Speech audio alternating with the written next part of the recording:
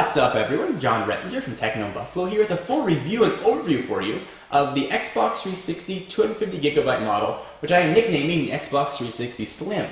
A full review of the console would be a bit exhaustive and probably unnecessary since it's the same Xbox experience that you've been getting for a few years now. Xbox Live plays the same, the games will play and look the same. Really the new features and what's different here is sort of below the surface and well I guess on the surface itself. So we're going to focus on the aesthetics and the components of the new hardware. So let's start with what's new, and that is the processor. First, it's using a new CPU and GPU with the 45nm die, which is, people are always been asking, what's the difference? I keep hearing about that system on chip. Why is that going to help? Well, if you've ever heard of the Red Ring of Death or experienced it yourself, you're going to be very thankful for this. Certainly, the reason the older Xboxes failed so much is because the GPU and some of the other components would pull away from the circuit board for a number of reasons, but primarily heat. So sort of with this new die and new robust cooling system, the expectation is that the console will have a much longer shelf life, or component life, if you will.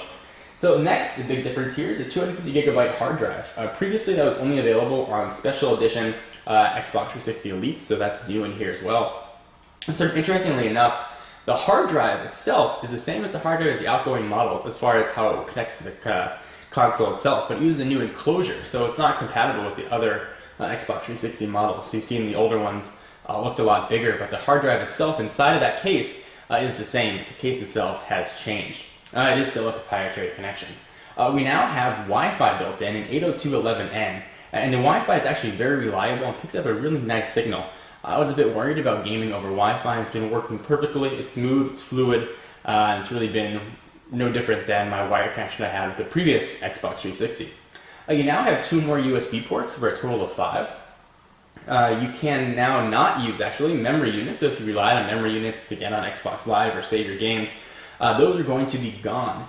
If you want to transfer your data from your old Xbox 360 to your new one, you can use a thumb drive or they have a dedicated transfer cable. There's also a dedicated Kinect port on the back. And what Kinect is, if you don't know, is previously Project Natal. It's Xbox's new motion gaming system. It doesn't use controllers. You actually become the controller itself. Now people have been wondering, why is there a dedicated Kinect port?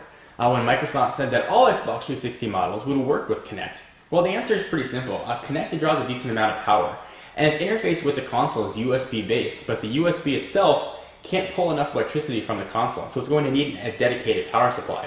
So what the Kinect port does, it actually puts enough power out to power Kinect without its own power supply. So sort of the long story short is if you have a new console, you won't have to plug in your Kinect into an outlet. If you have an older Xbox 360 console, you plug it into USB port and also have to plug it into an outlet. Sort of the short version of that. Certainly there's a new design as well. It's lighter, it's smaller, it's certainly much quieter, and the fans sort of kick in a little bit sooner to keep the console much cooler. From a design standpoint, they sort of went the way of the original PlayStation 3. I think we got sort of now a glossy black display as opposed to the matte we had previously. We have touch-sensitive buttons as opposed to the physical buttons from before, so for power and eject. And the system itself looks a bit more streamlined. I've done overviews of these in the past, and you've sort of seen the console hands-on. But sort of looking at it now, it looks a bit more modern, it looks less blocky, and its smaller power brick makes it less cumbersome to use and to plug into a component system like I have right here. So overall, the console's been pretty reliable in the couple weeks that I've had it. It's sort of hard to do a reliability test after a short period of time. But I will say it does run quieter, and it does appear to run a bit cooler as well. I can't fry an egg on it like I could on the older Xbox 360 models. So are those reasons enough to upgrade? Probably not. If you have a working Xbox 360 model, I don't see a compelling reason to run out and buy the new one, unless you have to have Wi-Fi or one of those features I just mentioned. Certainly plugging in Kinect is not going to be that big a deal, assuming you have the outlets for it. This one just looks a little bit nicer, it looks a bit newer, but functionality-wise, you're going to get pretty much the same experience. This isn't meant to ignite a PS3 versus Xbox 360 flame war. We've got a console war series that covers a lot of that. I'll put a link to those videos down below in the sidebar if you want to sort of rage about which console you prefer.